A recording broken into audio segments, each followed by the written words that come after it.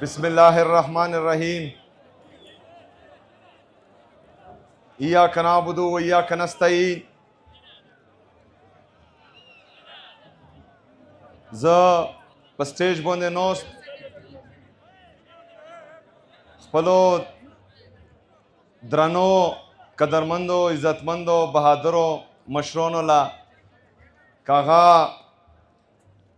देवप्रीदी कौम मशरोन दी का दिशिनवोरियो मशरोन दी का दमलागोरियो का दिशलमानो मशरोन दी एमुंगसरा दिलता पस्टेज बोंदे दे सिख कम्युनिटी मशरोन दे क्रिश्चियन कम्युनिटी मशरोन ताजरोन डॉक्टरोन ओमला मुखमख दे टोलो कुमनोज वनोन मशरोन कशरोन टोलो ला दे मोदे तरफा अस्सलाम वालेकुम व रहमतुल्लाहि व बरकातहू। दा जरगानन इंतहाई ज़रूरी दो पाखिरा के पदा के मुंग द्वे द्रई अहम फैसले कऊ ज दे खपलो मशरोनो और दगे टोले जरगे पे इजाज़त बंदे खपल तकरीर पर उर्दू के कवल गोड़म का तुस इजाज़त रोकाओ।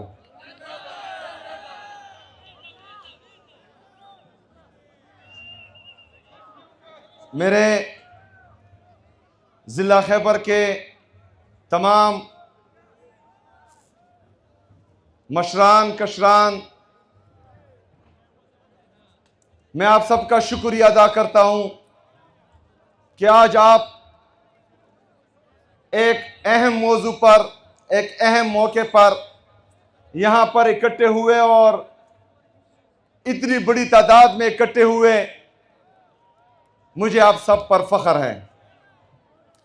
मेरे अजीज साथियों, जिस तरह के आप सब ने कल देखा कि बलूचिस्तान में दहशतगर्दी का, बल्कि दहशतगर्दी के कुछ वाक़ियात मुख्तलिफ अज़ला में हुए, खैबर पख्तूनख्वा की हुकूमत, खैबर पख्तूनख्वा की अवाम उन हमलों की शदीद अल्फाज में मज़म्मत करती है।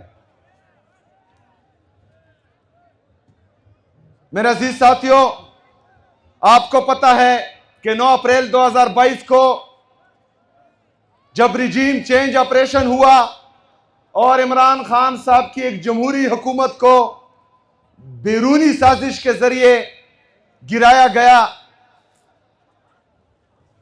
उसके बाद जब रिजीम चेंज का ऑपरेशन हो रहा था, उसी प्लान में यह फैसला किया गया था कि खैबर पख्तूनख्वा में एक दफा फिर दहशतगर्दी को लाया जाएगा, दहशतगर्दों को लाया जाएगा। यह बंद कमरों का फैसला था। उसके बाद जब हमें पता चला तो मुराद सईद जो हमारा बड़ा है, उसकी क़यादत में पूरे खैबर पख्तूनख्वा में हमने एहतजाज किए। वो रिकॉर्ड का हिस्सा है। हम चीखते रहे, हम चिल्लाते रहे कि एक दफा फिर दहशतगर्दी को खैबर पख्तूनख्वा पर मुसल्लत किया जा रहा है, यहां पर दहशतगर्दों को आबाद किया जा रहा है।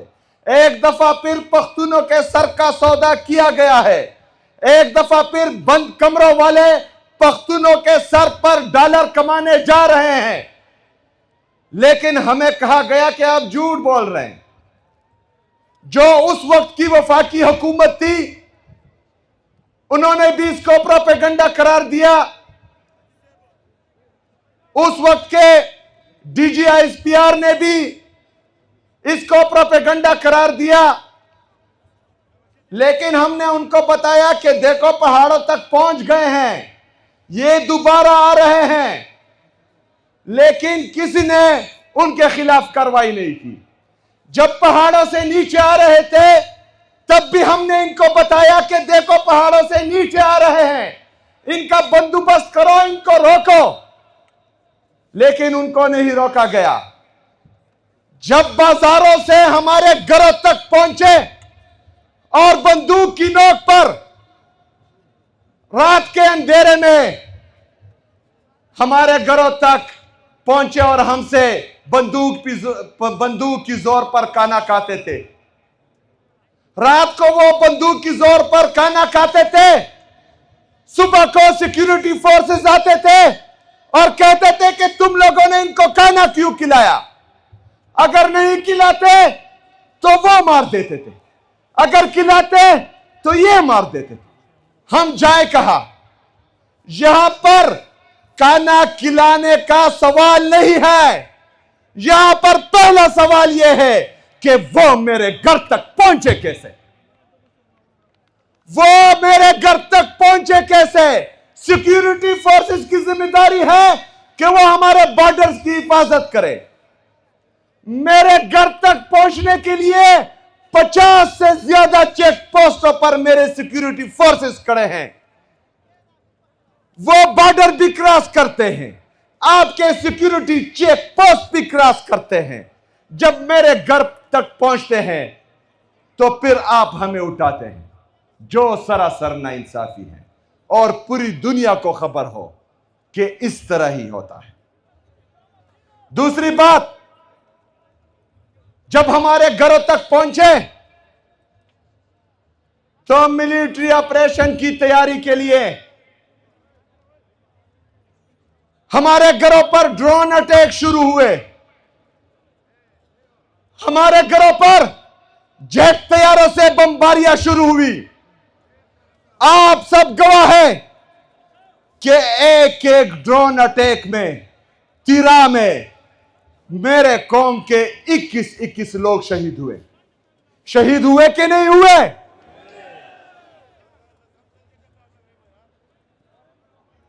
लेकिन जब 21 लोग बेगुनाह शहीद होते हैं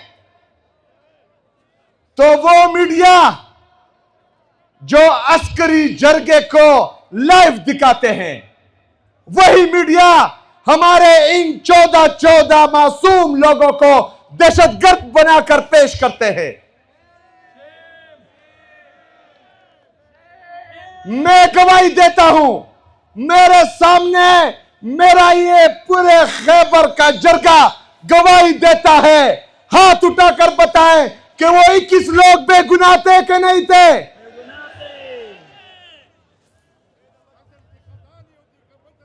वो 21 लोग बेगुनाह थे। ड्रोन अटैक के जरिए हमारे लोगों को शहीद किया गया। जेट तैयारों से बमबारी पर हमारे लोगों को शहीद किया गया। मासूम बच्ची को शहीद किया गया। जब वो मासूम बच्ची मेरे तिरा के अवाम ने सिक्योरिटी फोर्सेस के सामने एहतजाज, पुरअमन एहतजाज के लिए रखी, इन्हीं सिक्योरिटी फोर्सेस ने मेरे लोगों पर गोलियां चलाई। 5 लोग मेरे शहीद हुए उसमें। यह सब क्यों हो रहा था? यह सब मिलिट्री ऑपरेशन को उसके लिए राह हमवार करने के लिए किया जा रहा था। मेरे खैबर के गयूर कबाइलियों, आपको पता होना चाहिए कि मुझे इस बात का इल्म था कि इन्होंने कुछ करना है।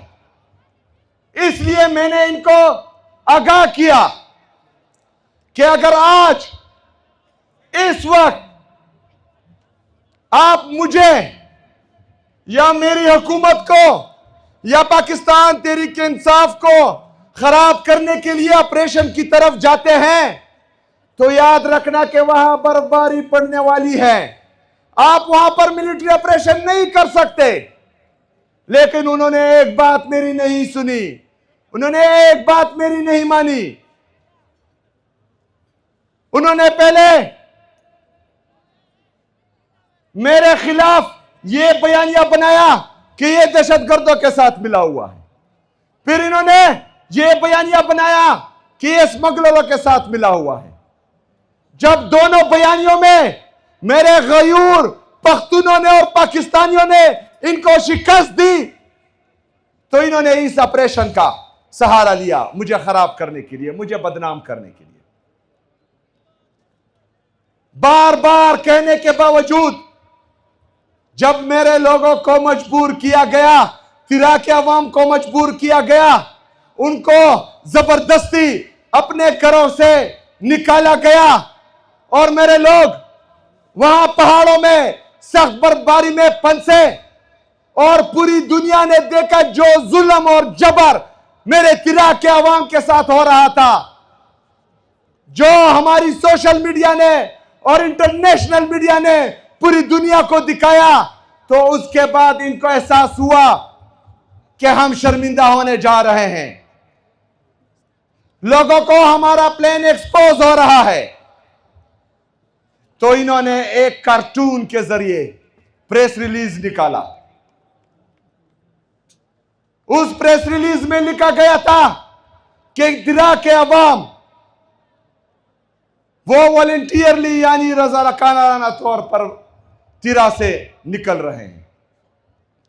जब मुझे पता चला, मैंने उस वक्त ऐलान किया कि इराक के अवाम को रज़ाकाराना तौर पर नहीं, जबरी तौर पर घरों से बेदखल किया गया है। और वो मैं आखिर में आऊंगा, आपसे पूछूंगा कि किसने आपको निकाला था। मैंने उनको कहा कि 24 रुकनी कमेटी में आपका कोर कमांडर, आपका आईजीएफसी इस सारे मरहले में शामिल था। उसकी सरबराही में यह कमेटी बनाई गई थी। वो इस सारे प्रोसेस से बाखबर थे। आपका नोटिफिकेशन या आपका प्रेस रिलीज अपने ही आईजीएफसी और अपने ही कोर कमांडर पर अदम एतमाद का सबूत है। आप उन पर अदम एतमाद कर रहे हैं।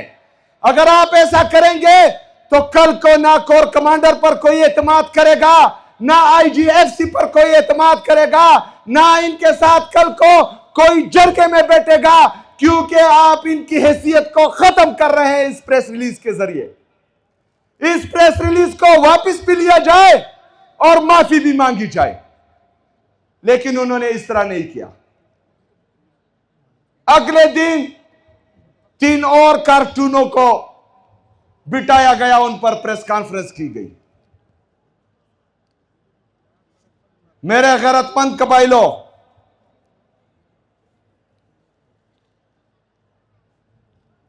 एक तो हम कुर्बानी दे रहे हैं पाकिस्तान की खातिर। हम पर पहले भी ये मिलिट्री ऑपरेशंस हो चुके हैं। हम एक दफा पहले भी अपने घरों से बेदखल किए गए थे। एक दफा पहले भी हमारे घर उजड़े थे, हमारे उजरे उजड़े थे, हमारे मस्जिदें शहीद हुई थी, हमारे लोग दर बदर हुए थे। लेकिन उसके बाद भी अमन आया। 2018 में 2018 से लेकर 2022 तक खैबर पख्तूनख्वा में अमन था। लेकिन फिर बंद कमरों में फैसला किया गया कि इनको दोबारा बात करते हैं। एक दफा फिर जो है हमें दहशतगर्दी का सामना करना पड़ा। एक दफा फिर इन्होंने हमें बेदखल किया अपने घरों से। एक तरफ हम कुर्बानी दे रहे हैं, दूसरी तरफ आप झूठे प्रोपेगंडे कर रहे हैं। यह हमारे साथ मजाक है, यह हमारे साथ मजाक है। और इस दफा खैबर पख्तूनख्वा का वज़ीर आला, खैबर पख्तूनख्वा की अवाम अपने साथ मजाक होने नहीं देंगे इंशाअल्लाह ताला।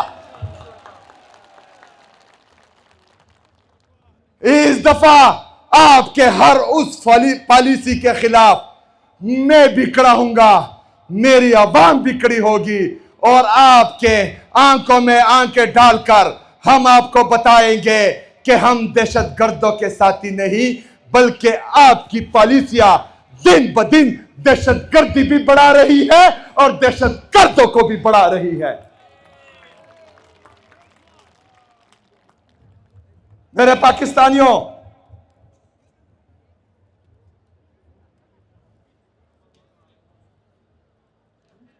आज हम यहां इस जरगे में इकट्ठे हुए हैं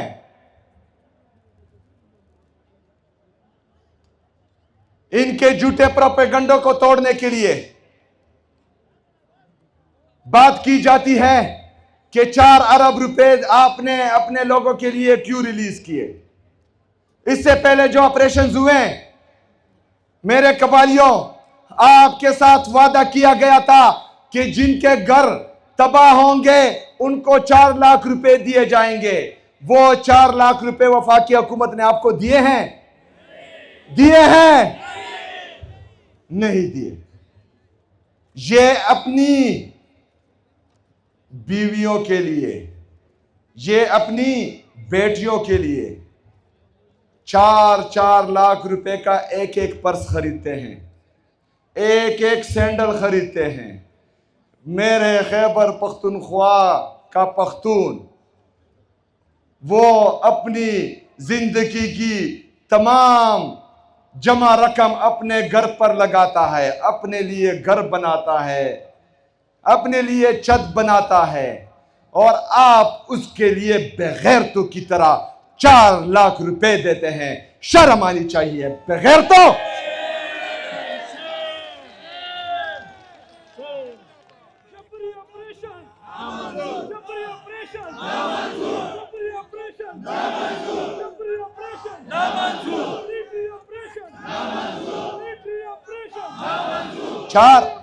चार लाख रुपए भी अभी तक नहीं दिए। इस तरह हमारे नॉर्थ वजीरिस्तान के आईडीपी जो बकाखेल कैंप में थे, उनसे वादा किया गया था कि वो उनको मंथली पैसे देंगे। 7 अरब रुपए ये सूबाई हुकूमत उनको दे चुकी है, वफाकी हुकूमत 1 रुपए भी नहीं दे रही।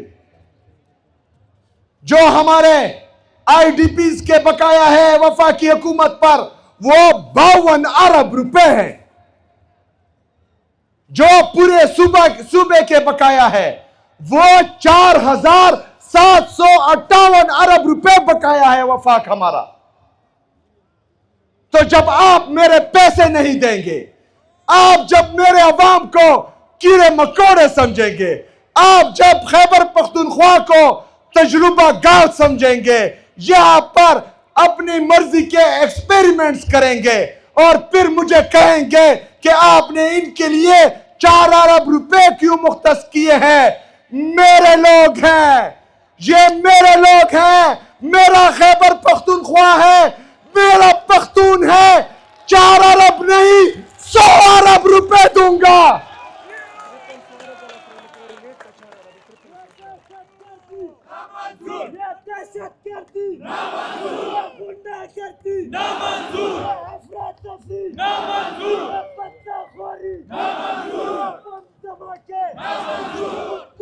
मेरे कबाइलियों, 4 अरब रुपए आपके लिए हैं, किसी का बाप भी 1 रुपया उसमें से नहीं खा सकता। इसकी गारंटी मैं देता हूं इंशाअल्लाह ताला। किसी ने 1 रुपया इधर उधर किया तो उसको वो ऐसी सजा दूंगा कि फिर उसकी नस्लें याद रखेंगी इंशाअल्लाह ताला। मेरे कबाइलियों, एक तरफ आपके 52 अरब रुपए आईडीपीज के, दूसरी तरफ खैबर पख्तूनख्वा के 4758 अरब रुपए, वो तो हमें नहीं दे रहे, लेकिन अपने अय्याशियों पर 5300 अरब रुपए ये करप्शन कर चुके हैं। आईएमएफ ने अपनी रिपोर्ट में इनके खिलाफ ये चार्जशीट दी है। ये अपने बच्चों के लिए, अपने पेट भरने के लिए, जजीरे खरीदने के लिए, फ्लैट खरीदने के लिए 5300 अरब रुपए की करप्शन करते हैं, लेकिन मेरे लोगों के 4758 अरब रुपए नहीं देते। ये हमारे साथ इम्तियाजी सलूक है। वो हमें भेड़ बकरियां समझते हैं। इससे पहले समझते होंगे, इससे पहले शायद किसी ने पूछा भी नहीं होगा। इस दफा इस सूबे का वज़ीर आला कबाइली है, इस दफा इस सूबे का वज़ीर आला इमरान खान का सिपाही है। मैं पूछूंगा इंशाल्लाह, मैं अपने हक के लिए लड़ूंगा, मैं अपने अवाम के हक के लिए जीऊंगा भी और मरूंगा भी इंशाल्लाह। मेरे कबाइलियों, आज मैं यहां से तमाम पाकिस्तानियों को पख्तोले तरसम योद्वे खबरे को, मेरे पाकिस्तानियों, चाहे वो पाकिस्तान में है या हमारे ओवरसीज पाकिस्तानी हैं, मेरे कबाइली लोग, चाहे वो कुरम में है, औरंगज़ई में है, वजीरिस्तान में है, मूमन में है, बाजावड़ में है, खैबर में है, वो तकलीफ में है। आगे रमजान आने वाला है। ये 4 अरब रुपए सूबाई हुकूमत ने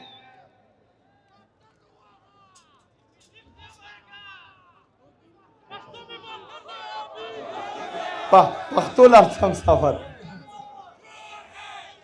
मेरे पाकिस्तानियों, हम तकलीफ में हैं। सूबाई हुकूमत अपने वसाइल से इन लोगों को हर तरह की रिलीफ दे रही है, लेकिन वफाकी हुकूमत हमें अपना हिस्सा नहीं दे रही, हमें अपना हक नहीं दे रही। आगे रमजान आने वाला है, ये तकलीफ शायद मजीद बढ़े, तो मैं आप सबसे रिक्वेस्ट करता हूं, इंशाअल्लाह ताला मैं टेलीथॉन के जरिए अपने कबायली अवाम के लिए, अपने पख्तूनों के लिए सीएम रिलीफ अकाउंट खोलूंगा और आप सबसे इनके लिए रिलीफ मांगूंगा। आप सब ने इनके लिए अपने बेहतरीन किरदार अदा करना है और इनके साथ खड़े होना है और इनके इस गम में आपने जरूर शरीक होना है। और इंशाल्लाह मैं अपने कबाइलियों से वादा करता हूं कि जो हमारे जितने भी एमपीएस एमएनएस हैं, जितने हमारे पार्लियामेंटेरियन हैं, जितने हमारे सूबे की अवाम है, वो सब आपके साथ खड़े हैं, वो अपना नवाला आपके साथ शेयर करेंगे इंशाअल्लाह ताला, ये मुझे यकीन है इंशाअल्लाह। मेरे पाकिस्तानियों,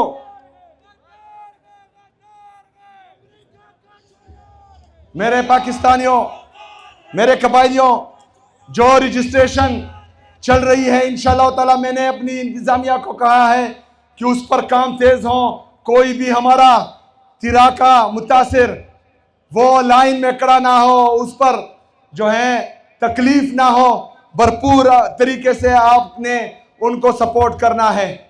इसके साथ साथ मुझे अपने सूबे के मसाइल पर, अपने सूबे की हकूक पर कल शहबाज शरीफ साहब की तरफ से मीटिंग की दावत दी गई है। इंशाअल्लाह ताला मैं खैबर पख्तूनख्वा का मुकदमा और आप सब का मुकदमा उनके सामने रखूंगा इंशाअल्लाह ताला कल।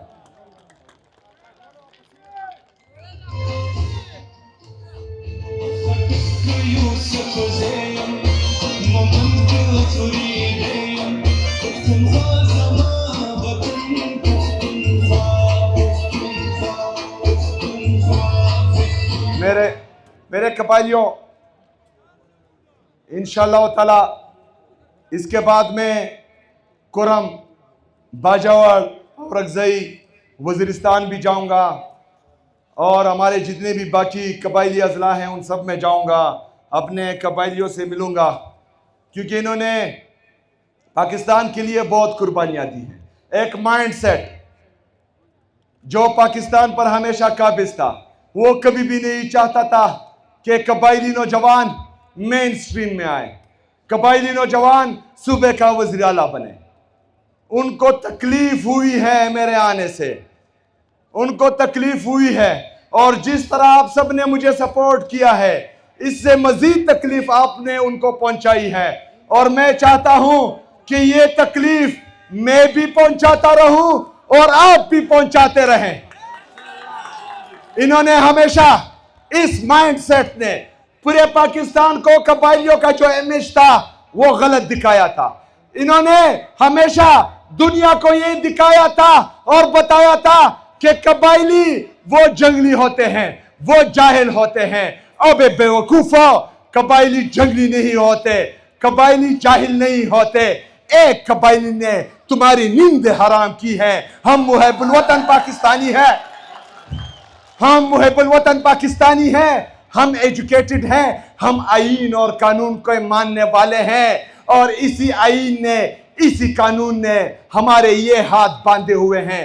जिस तरह आप लोग डंडे की जोर पर, बंदूक की नोक पर हम पर फैसले इंप्लीमेंट करते हैं, उसी तरह अगर हमने किया तो किसी को सर छुपाने की जगह नहीं मिलेगी। लेकिन हम आईन और कानून को मानने वाले हैं। तुम बंदूक का जोर दिखाओ, हम अपनी जुबान का जोर दिखाएंगे इंशाअल्लाह ताला। तुम आईन और कानून को तोड़ो, हम अपने आईन और कानून के अंदर रहकर अपने हकूक की जंग लड़ेंगे और इंशाअल्लाह जरूर जीतेंगे इंशाअल्लाह ताला। मेरे पाकिस्तानियों, मेरे कबाइलियों, अभी आते हैं। हाँ, पोपरी दी पीगी ना गाना चले गया था पुरदू के पोई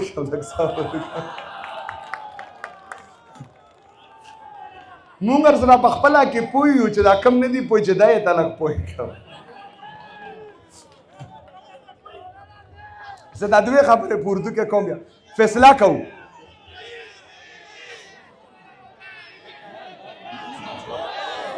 द्वे सिर्फ द्वे खबरें उर्दू के कौम था ऊपरी दिलर सब। मेरे कबाइलियों, आज के जिस तरह एक कार्टून ने प्रेस रिलीज निकाला और 3 कार्टून ने प्रेस कॉन्फ्रेंस किया कि आप रजाकाराना तौर पर आए हैं, तो मैं ये जिरगा आज फैसला करेगा कि आपको जबरी तौर पर निकाला गया है या आप रजाकाराना तौर पर निकले हैं। जो ये समझते हैं कि आपको जबरी तौर पर निकाला गया है वो हाथ उठाए, हाथ उठाए तमाम लोग। देखो पाकिस्तानियों, देखो दुनिया वालों, मेरे तिरा के लोगों को जबरदस्ती निकाला गया है और जो प्रेस कॉन्फ्रेंस इन्होंने की है वो भी झूठ बोल रहे हैं। जो प्रेस रिलीज निकाला गया है वो भी झूठा है, ये सच बोल रहे हैं। अब फैसला हो गया, आपने दुनिया को बताया कि आपको जबरी तौर पर निकाला गया है। जब आपको जबरी तौर पर निकाला गया है तो यहां पर हमने एक और फैसला करना है। जिस तरह के मैंने वादा किया था कि मैं लोगों से पूछूंगा, अगर वो कहते हैं कि जबरी तौर पर और तुम उसको नहीं मानते तो मैं अपने लोगों के आगे होऊंगा और वो मेरे पीछे होंगे और मैं उनको खुद तिरा छोड़ कर जाऊंगा। लेकिन अब दूसरा फैसला करते हैं। वो मेरी राय थी, अब आपकी राय जानते हैं कि हमने वापस तिरा जाना है या जो जुल्म, जबर, फस्तैयत हमारे साथ, हमारे कबाइलियों के साथ, हमारे पख्तूनों के साथ हो रही है, हमने इस्लामाबाद जाना है।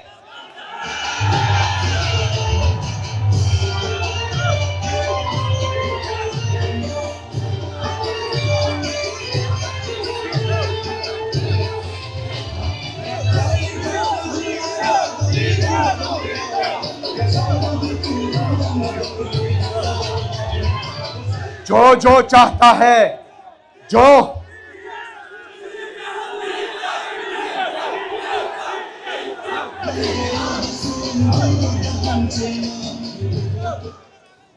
जो चाहता है कि हम इस जुल्म का हिसाब लेने के लिए पुरअमन तरीके से इस्लामाबाद जाए, वो हाथ उठाए।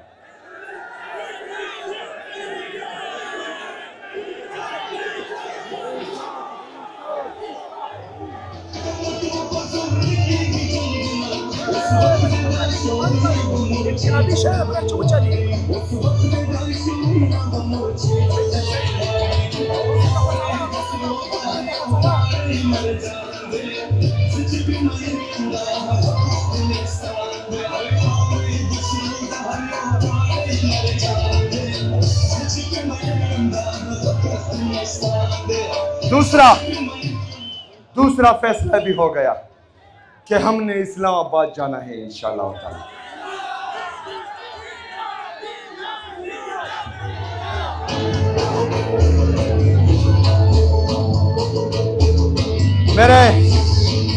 मेरे कबाइलियों, जब दूसरा फैसला भी इस जरगे ने कर लिया कि हमने इस्लामाबाद जाना है, तो इसके बाद मैं अपने कबायली इजला में जाऊंगा, ये जिरगा लेके कि मेरे खैबर के गैरतमंद कबायली चाहते हैं कि हम इस जुल्म का हिसाब लेने के लिए पुरअमन तरीके से इस्लामाबाद जाए, तो एक एक जिले में मैं अपने तमाम कबायलियों से पूछूंगा कि आप क्या चाहते हैं। तो मुझे उम्मीद है कि उनका फैसला भी यही होगा इंशाअल्लाह ताला। उसके बाद जब तमाम कबायली अजला में मैं जाऊंगा और जिरगा करूंगा और उनका फैसला लूंगा, तो खैबर पख्तूनख्वा के तमाम पख्तूनों को मैं इकट्ठा करूंगा और पख्तून का कौमी जरगा होगा जिसमें यह फैसला होगा कि खैबर पख्तूनख्वा पर हक खैबर पख्तूनख्वा के अवाम का है। बंद कमरों के फैसले हमें मंजूर नहीं है। और इस फैसले को, इन फैसलों को हम खैबर पख्तूनख्वा पर मुसल्लत नहीं होने देंगे।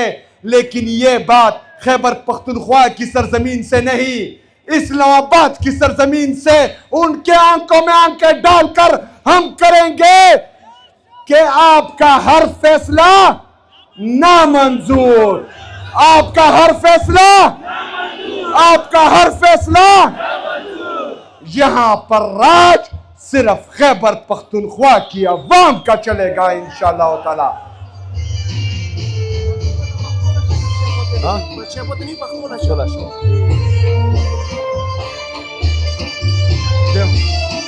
Hemo Afrido, खैरतमंद Afrido, कदरमंद Afrido, इज्जतमंद Afrido, कबायलियो, शमलावर Afrido, मलागोरियो, शिनवोरियो, शलमानो, टोलो ज़द ज़लना शुक्रिया अदा को खूबना वेता हराम खललन खूबना इंशाअल्लाह ताला वो दुमरा तादाद करवतियो ची इंशाअल्लाह ताला दोगला बेश पे खूब नवीरती ज़द ज़लना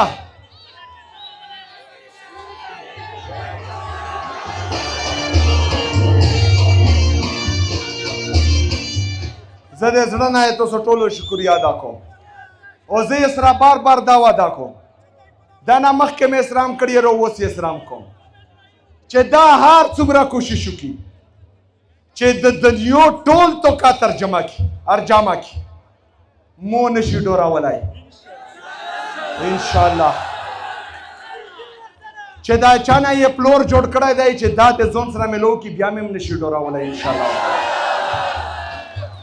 चे दा दे दनियो टोल दौलत और जमा की बयान दे मोदे जमीर की मात नशी लगा वलाई इंशाअल्लाह जे इसरावेलोरियम देनर गवंदे के जद इसरावेलोरियम देनर गवंदे के तो सो इसरावेलोरियो वेलोरियो तो इस्तेमाल दा की खपल टोल तो कात एमोसरा दागा वामी तो कात तई इंशाअल्लाह ताला दे तो सो मुकदमा बे वेता उमदा से के कदम चसंगे में होता है दाना मखी खीरो दो होयई द्रई कोमा खबरा ओरो शिद्रई खबरी दी या बे दे एल्टा इता गवर्नर राज लगाऊ युवा बे शी गवर्नर राज लगाऊ इंशाअल्लाह नबी ये प्रगुदु वेता या बे शी गवर्नर राज लगाऊ या बे द्वायमा फैसला चियाबे ना अहल काऊ बातलतनो की सुना शुरू करी दी शी ना अहला काऊ बे कोलला बे लागू बिया बे गिरफ्तार आऊ द्रयमा कदा दोनों के फेल शवाल नो शिबिया बे मखे नहीं से काऊ इजाद जिलात दादे मोदे रब सरादाई जिंदगी ओ मार्ग दाए मोदे रब सरादाई रिजक दादे मोदे रब सरादाई नो कहार चुमरा पदास्म का बोंदे जोला चौक खुदोई उयई दागा कबाइल तेना न डोरी की वला कहना वो डोरशम चार चौको वला कहना वो डोरशम